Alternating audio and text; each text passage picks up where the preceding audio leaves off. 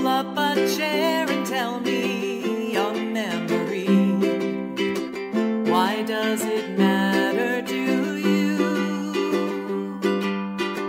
I want to hear your story, your point of view.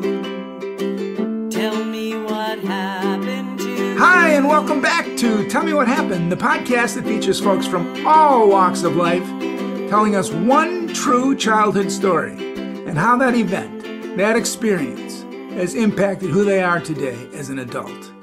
I'm your host, Jay Rehack, and like everyone who listens, I've had my share of childhood experiences. Some of them traumatic, some of them dramatic, some of them actually quite pleasurable. But as I always tell my audience, I like to think that everything that's ever happened to me has made me a better person. And as I also mentioned to everybody, I realize that's probably not true. But anyway, that's the way I like to think. I'm going to skip my sponsors today and focus on my guest. My guest today is Mullissa Willette. Mullissa is the president of SCU Local 521 in Central California, and she's a trustee on the CalPERS Pension Board, one of the largest pension funds in the world. Welcome to the show, Mullissa. Thank you so much, Jay, for having me. Well, I appreciate you coming on the show. I know you're a busy woman. I know that you're trying to help save the world out there in California, help the workers, etc. So I know you're busy. I'm going to ask you, are you ready to tell your story? I'm ready. Thank you. All right. I'm going to get out of the way, Mullissa. And at the end, I'm going to ask you absolutely one question. And that one question is this. How do you think that what you're telling me has impacted who you are today? But take it away, Mullissa Willette. Thank you so much. So thinking back on events that have really shaped my life and who I am today, I go back to one of my earliest memories. And when I was in third grade, I really strove to be a great student. So I was about 8 years old, and I used to walk to elementary school up at Jefferson Elementary, and I strove to be the very best. I wanted to be the superlative student. And so in that endeavor, I really remember staying after school, staying between recess to help the teacher with special projects, doing everything I could to be the best student I could be. And it was noticed, and I thought my hard work was really paying off. I really dedicated myself to being a hard worker, to being the best student. And one day I got called into this counselor's office who I'd never met before. And they said that they wanted to do some tests with me and asked me to take some tests. And so I said, sure, of course, I want to be the best. I want to be a good representative citizen of my elementary school. And of course, I would love to take some tests. And little did I know that, of course, it was an IQ test to determine what's going on with me. And that test was one of the hardest things I had done up until my life at that point. I remember seeing things like long division. I remember seeing things like geometry. And at the time, I didn't know what it was, but I did know that I needed to figure out how to do this. And I started making up all kinds of theorems of Mullissa and other types of work to see if I could solve these equations. And a few weeks later, I'll say that test sat with me for quite a while. And I remember looking up in like the encyclopedias in my parents' home to try to figure out what should I have done and reflect on if I got those answers right, because it really was about being the best I could be. And so a few weeks later, I did get called into the principal's office, and my parents were there. And they said that Mullissa is really, really smart. And that's how I remember it, is that Mullissa was really smart. And they had asked permission of my parents to advance me in grades. So they wanted to have me skip some grades and go up because they knew that I was too smart to be with my peers at that point. And my IQ was really high. And so I was really excited. I was super excited. I was like, all of my hard work has definitely paid off, right? That's what you're supposed to do. We live in a meritocracy where if you work really hard and you're really smart, you get rewarded. And so I was just on cloud nine. And at the end of the conversation, my parents said, thank you very much. We will not be pursuing that. Mulissa's fine just where she is. And I remember being devastated. I couldn't believe that that was the end of the conversation. I thought that I was supposed to get rewarded for doing really good on an exam, for doing really good on a test. And I remember talking to my parents about it and asking them, why can't I, I want to go to fifth grade now. I don't want to stay in third grade, and I'm ready for it. And will work really hard. And my parents told me I have an older sister, and my older sister was in fourth grade. And so for them, they didn't want me entering fifth grade at the same time as my older sister and being the same grade as her. It would have been a hardship on her. It would have been essentially just not right in their mind for everyone involved.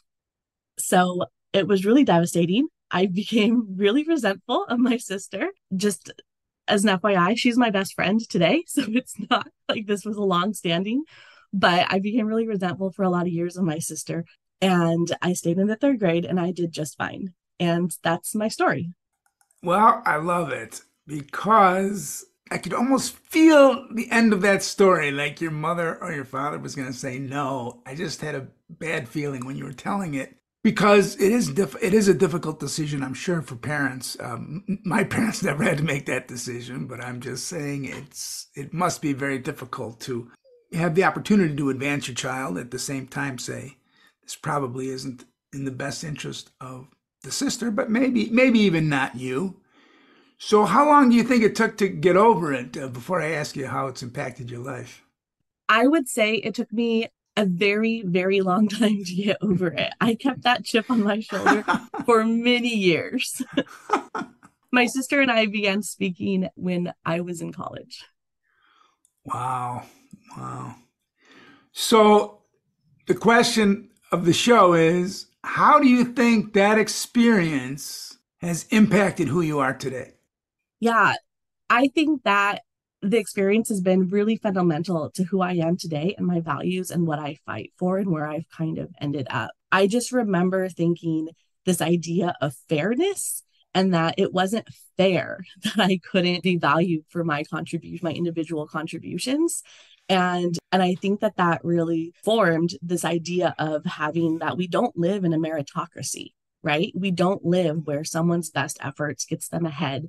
And you can't pull yourself up by your bootstraps if you don't have, the structures and institutions in place to support you in success.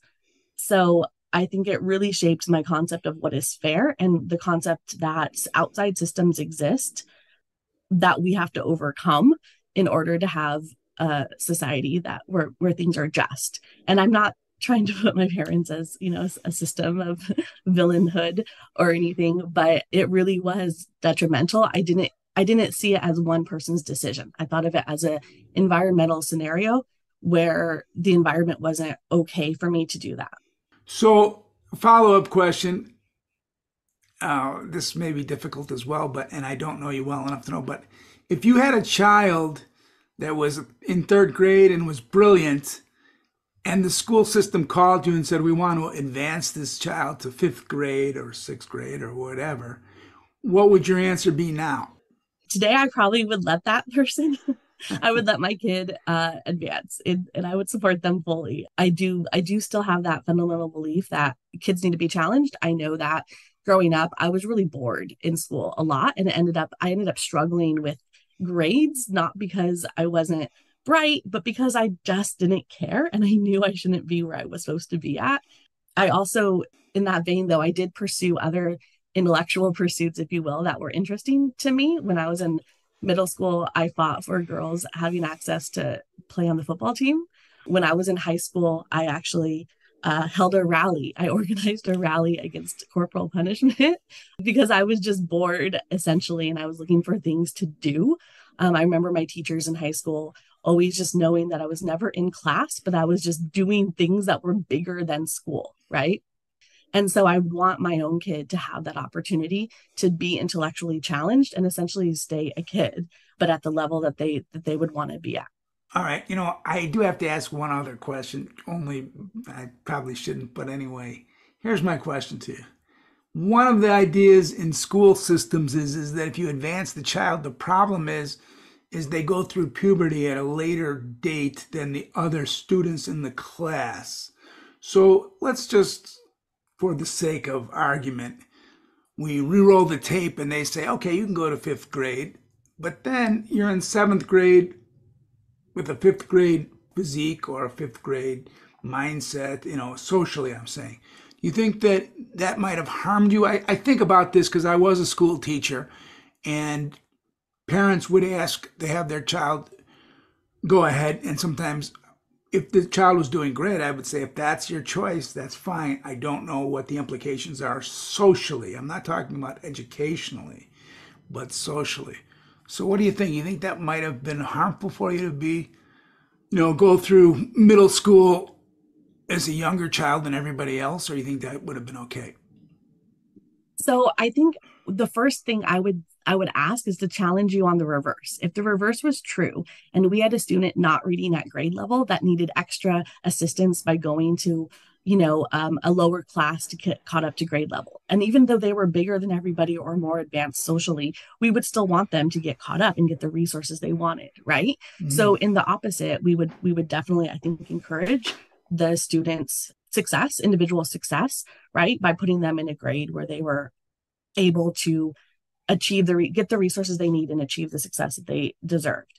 So I see it kind of the same way. I think the problem is that we're talking as one-off individuals. If we were to reform our school system and put kids where they needed to be based on their own, what resources they have, their backgrounds, their ability, their strengths, their weaknesses, I think then it's a different kind of conversation and it wouldn't be a one-off, right?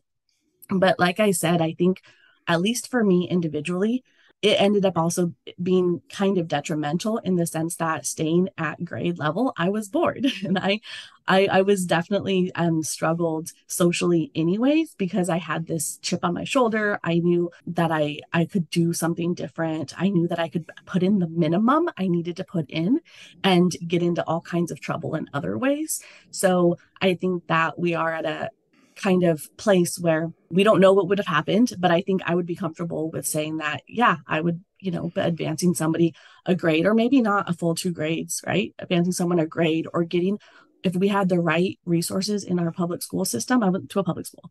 If we had the right resources in our public school system where you could still acknowledge and give that kind of intellectual, what's the word I'm looking for? Sorry.